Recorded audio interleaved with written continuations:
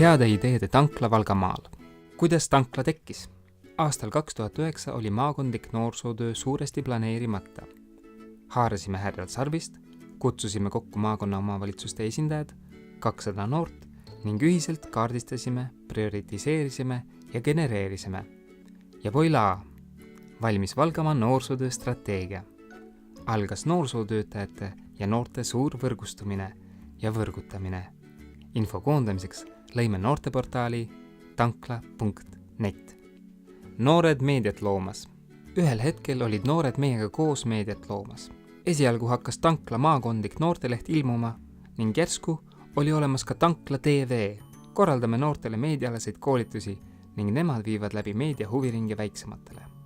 Tankla on tegus. Oleme noortele välja andnud 279 tankla vabatahtlikku passi. Toimuvad passikoosolekud ning tänureisid ja stiilipeod noortele. 8 aastat toimunud suvekoolides lõimuvad noored eri omavalitsustest ja osalevad temaatilistes töötubades. Tankla õpilasmalevas saavad võimaluse koostööks tööandjad ja noored. Tankla koolitab laagrikasvatajaid ja juhatajaid.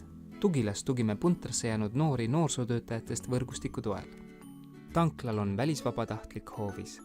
Koordineerime, oleme saatev ja vastuvõttev organisatsioon. Tangime noorsootöö uuele tasandile, hoiame olemasolevat ja loome uut.